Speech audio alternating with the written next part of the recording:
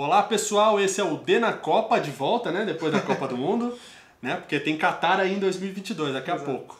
Hoje a gente vai falar muita coisa sobre a convocação do Tite, a primeira convocação depois da Copa do Mundo. Vai ter jogador alternativo, vai ter belga inclusive, vai ter quem faltou, quem tá presente, quem remanesceu daquela Copa. Desabafo, aquele lá que você já conhece, enfim, tudo isso depois da vinheta. Vamos lá.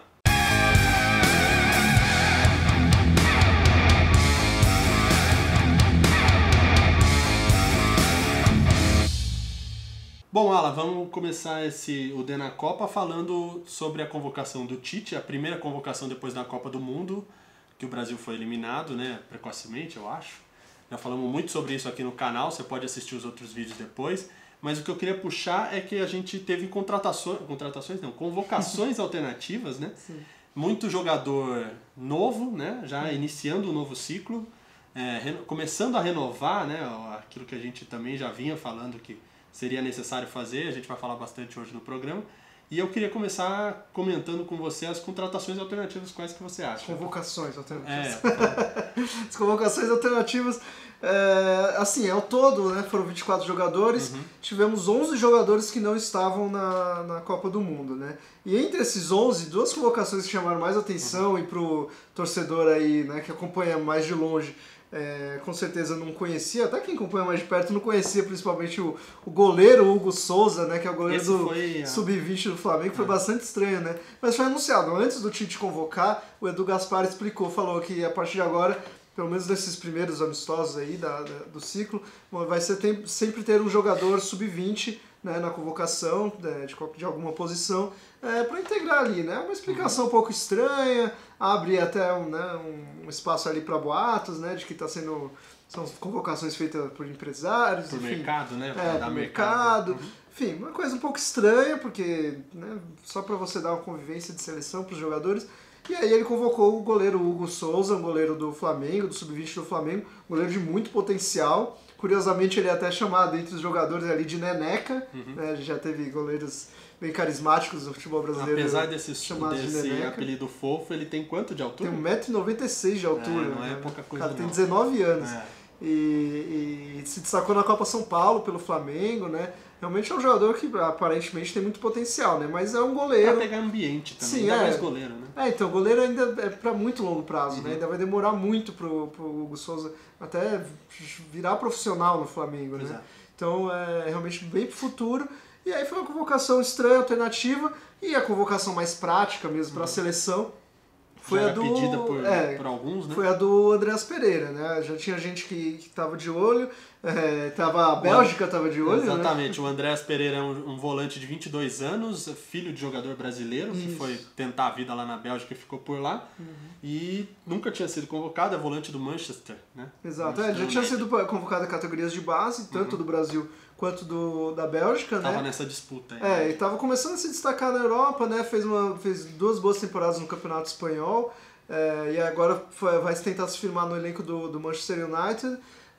Acho que é um jogador assim que tem a sua qualidade, mas a convocação dele para mim foi muito mais para manter ele na seleção brasileira, mostrar que a seleção brasileira tem interesse, né, nele, do que exatamente para realmente por um grande merecimento. Acho que se ele fosse um jogador aí carioca, ele não... Seria mais um, né? Seria mais um, acho que não seria convocado nesse momento. Acho que ele tem potencial, claro.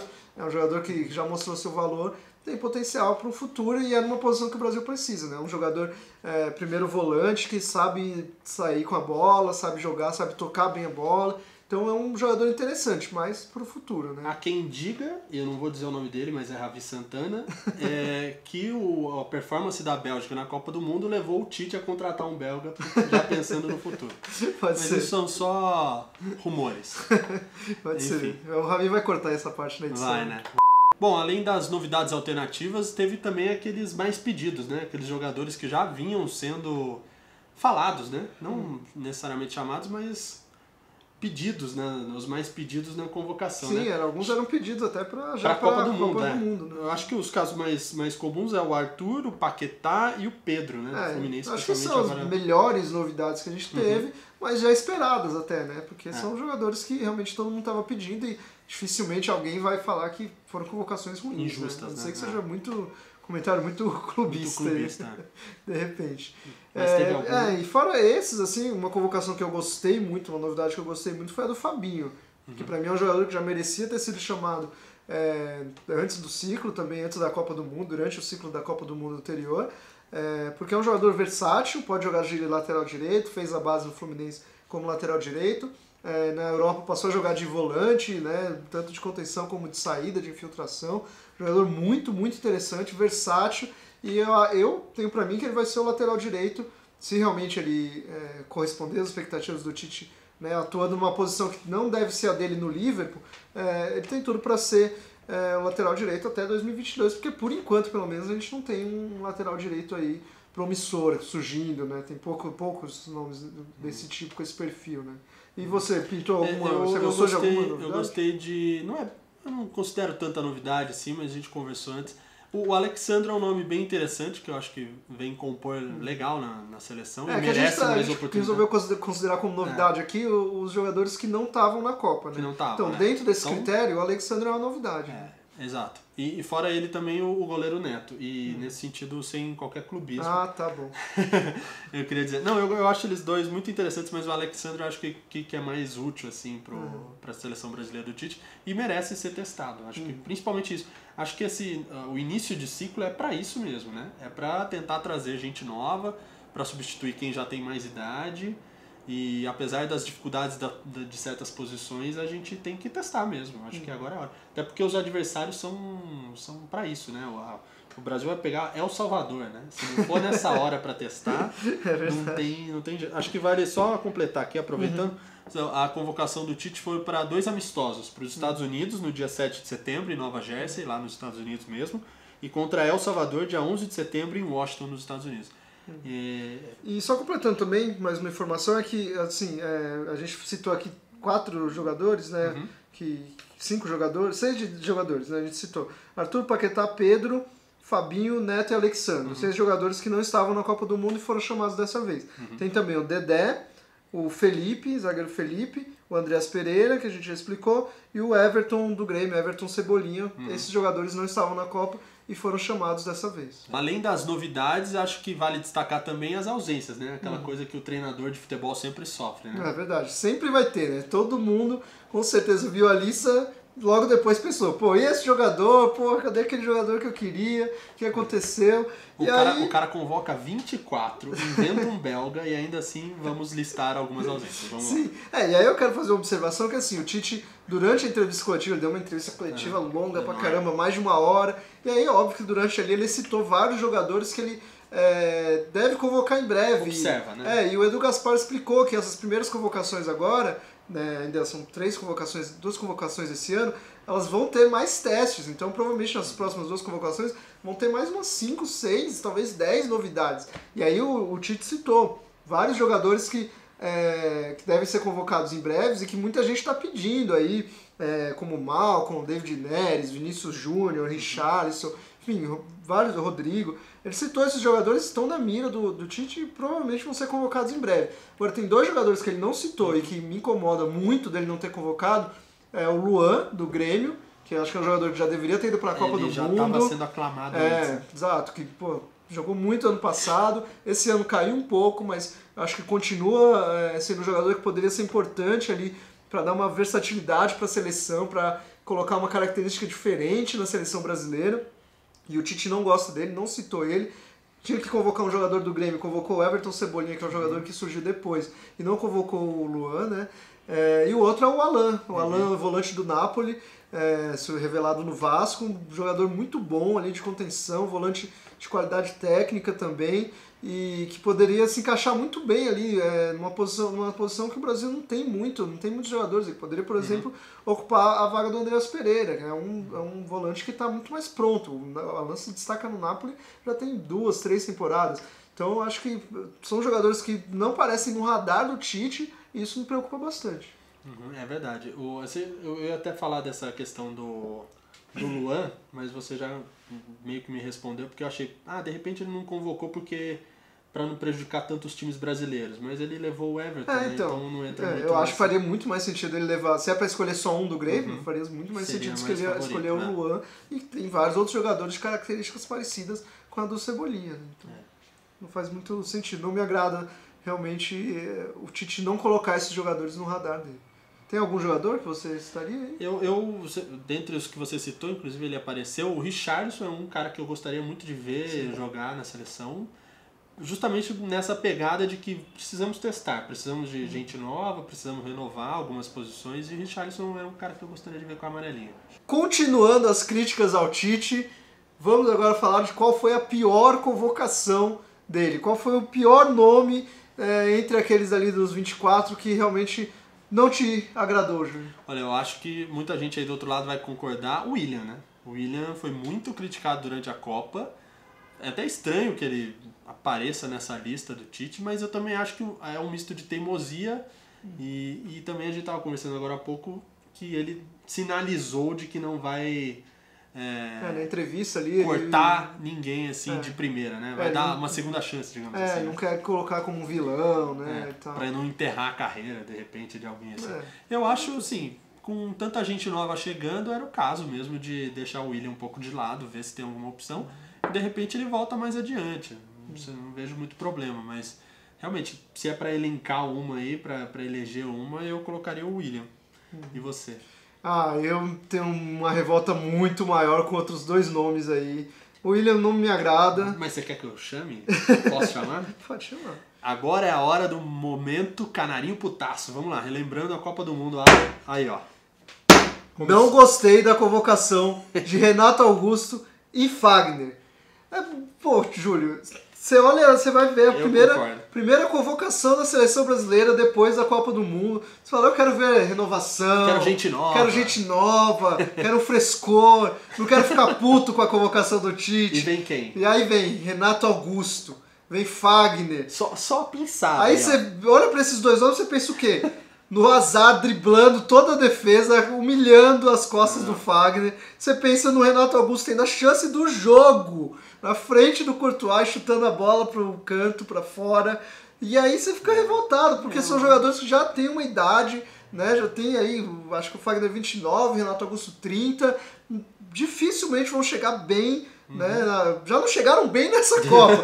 Não vão chegar bem na próxima Copa, vão estar pior, sabe? Então não tem por que ficar preparando esses caras, eles não vão fazer parte dessa transição, não são exatamente líderes de grupo, sabe? Então são apenas favoritos do chefe. E tem jogadores que poderiam estar nessa posição, substituindo eles, sabe? Na lateral direita você poderia ter colocado o Militão, que estava fazendo um puta campeonato brasileiro pelo São Paulo, e no meio campo você tem vários outros volantes, meio campistas, que você poderia também convocar no lugar do Renato Augusto. Então, Tite, por favor, vamos pensar pra frente, vamos pensar pro futuro, esquece essa teimosia com esses jogadores como Renato Augusto e Fagner, que a gente não aguenta mais ver o nome deles na convocação. Indo pro final do programa, do D na Copa, acho que vale falar de algumas coisas relacionadas a 2022, que é logo ali, né?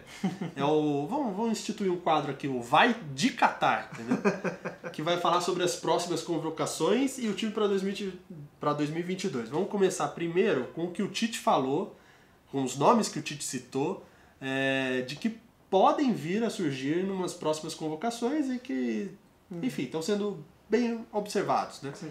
O Militão, o de São Paulo, o Marcinho do Botafogo, Rodrigo, Richarlison, Vinícius Júnior, Malcom, David Neres, não sabemos, e Douglas Luiz. Esses caras o Tite citou nominalmente. O que você acha deles? Muito bons, muito bons. Eu acho que tem alguns jogadores, né? Tem alguns jogadores que ainda precisam mostrar mais bola, alguns desses nomes aí, Marcinho, Douglas Luiz e tal, mas são jogadores que para 2022, quando você pensa em jogadores que podem renovar a seleção, passa por aí, passa por esses nomes sim. E vamos ver, né? Tem que realmente observar e provavelmente vão ser chamados. Então, tem muita gente pedindo, a maioria desses nomes aí. Alguns muito especulados, Vinícius Júnior. O Tite não sabe nada, não convocou o David Neres e tal. calma, gente, vai convocar. É só o primeiro jogo, faz um mês que acabou a Copa. Vai convocar. Estamos em 2018 ainda, tem então, muito chão ainda. Então vai convocar. Acho que o problema da seleção, como fica claro, né, a gente tem 1 bilhão de opções de atacantes, né? O problema para a seleção para 2022 é a zaga, é realmente ali o miolo da zaga mesmo, porque a gente tem o Marquinhos como um jogador jovem e com potencial absurdo realmente, mas só isso. De jogador jovem, só isso. Aí você tem o Thiago Silva, foi convocado, tem 33 anos, não sei quanto tempo ele vai conseguir manter esse nível. Até 2022 eu acho difícil. Você teve convocado 2 jogadores de 29 e 30 anos, o Felipe e o Dedé. Acho que o Felipe tem 29 e o Dedé tem 30. São jogadores que podem chegar com 34, 33 anos em alto nível, mas também não dá para ter toda essa certeza, né? Então, né, preocupa um pouco. Apostar todas as fichas nisso. Mesmo o Felipe é um zagueiro que, para mim, é um tanto meia boca. Então, você precisa de um nível mais alto, né? Então, é uma situação que, assim, eu acho que o Tite vai lidar deixando esses jogadores um pouco mais velhos no time. Então, deixar o Dedé, deixar o Thiago Silva sendo escalados até surgir realmente um jogador jovem de potencial que esteja em alto nível se firmando. Tem alguns jogadores que podem chegar em alto nível. Fazer uma transição. Exato, como você vê o Lucas Veríssimo do Santos, Gabriel do Atlético Mineiro, enfim, tem Gemerson do Mônaco. Léo Pereira do Atlético Paranaense. Enfim, você tem jogadores que mostram potencial, mas que ainda não estão no nível de seleção brasileira. E aí eu acho que o Tite vai esperar e ver se esses jogadores chegam nesse nível, porque realmente é um pouco preocupante essa situação, né? E eu acho que outra questão que a seleção brasileira vai ter que lidar, que aí já foge um pouco dessa questão de convocação, com o Neymar, né? Não vamos fazer um vídeo sobre seleção brasileira passando todo esse tempo sem falar Neymar aqui. Sem citar o Neymar. Perceber. Mas é uma situação complexa, né, Ju? É uma situação complexa porque ele é o principal nome, o principal craque, e por outro lado não rendeu, tá muito pressionado lá no PSG, não sabemos como é que vai ser a temporada europeia dele. E tem um componente mimado, né? Exato. Que é sempre um problema. O comportamento dele é um grande problema. Ele claramente é mimado, né, por todo mundo ao redor dele. Como é que você lida com um cara desse? E aí eu acho que pode vir um grande problema de você ter o Tite na seleção, porque o Tite é um cara que contemporiza muito essa situação, um cara que abraça muito os jogadores. E eu acho que a seleção, de repente o Neymar precisava que um técnico da seleção chegasse mais duro com ele, sabe? Fosse mais duro. Não precisa bater de frente, não precisa ser um muito menos dunga, publicamente, ignorante, não precisa vir na coletiva e dar bronca nele. Mas eu acho que precisa chegar internamente ali e falar, vamos tocar essa bola, sabe? Vamos participar de uma forma diferente. Enfim, vamos corrigir algumas coisas aqui, alguns pontos, porque realmente o Neymar prejudica a seleção brasileira em muitos momentos. Ele não é o problema da seleção brasileira, como muita gente pinta, ele é a solução, mas ele precisa ser corrigido. Ele precisa andar mais pro coletivo e menos pro individual, né? Talvez ele precise amadurecer dentro dele a ideia de que ele compõe uma equipe e não que ele vai ser o salvador da pátria. Exato. Se você cair no canto da torcida também de que ele é o principal jogador e vai levar tudo nas costas, aí não dá mesmo. Futebol é jogo coletivo ainda. Eu tenho meus receios se o Tite vai conseguir fazer isso aí. Porque passando a mão na cabeça de pessoas assim fica um pouco complicado. Você alimenta... Se você bate de frente, você é o vilão e você precisa ser eliminado. Se você passa a mão, também você encobre tantos erros que ele comete. E aí fica difícil. Achar esse equilíbrio aí vai ser esse equilíbrio fundamental para o Tite. É isso aí, vamos terminando mais um D na Copa e antes algumas considerações finais, né, Alan? Sim, a gente teve uma polêmica muito forte, né? Saindo um pouco de seleção brasileira, né? Essa convocação gerou uma polêmica com o Campeonato Brasileiro e com a Copa do Brasil. Porque tem todo o problema de calendário que os jogos do Brasil não param por causa da convocação, por causa da data FIFA. Então vai ter jogadores... No dia seguinte do jogo do Brasil já tem um jogo da Copa do Brasil, da semifinal da Copa do Brasil. Semifinal da Copa do Brasil. Então os times que tiveram jogadores convocados e estão na semifinal da Copa do Brasil foram muito prejudicados. E a polêmica aumentou ainda mais porque 3 times tiveram jogadores convocados. E um não teve. O Flamengo, né, teve o Paquetá, o Corinthians teve o Fagner, o Cruzeiro teve o Dedé. O Cruzeiro teve... Fluminense não. O Pedro vai desfalcar no Campeonato Brasileiro, né? Mas teve o Dedé do Cruzeiro que vai desfalcar na Copa do Brasil provavelmente também. Então, esse jogador... E aí o Palmeiras não teve nenhum, né? E aí o Tite ainda foi citar o Bruno Henrique na entrevista coletiva, ficou estranho. criam várias opiniões, né? Na minha opinião, o Tite não tem obrigação de equilibrar isso. É difícil para um treinador ter que pensar nesse... É culpa toda do calendário e da CBF, exato. enfim. A culpa é da CBF, é das federações, é dos clubes. Exato. E aí você vem falar que a culpa é do Tite, e o treinador tem que pisar em ovos ali para chamei um, tem que chamar outro, equilibrar aqui, equilibrar ali. Ou... Aí o mais fácil seria ele não chamar nenhum ou chamar sem pensar, eu acho que ele né? chamou ele se preocupou com o critério da seleção, entendeu?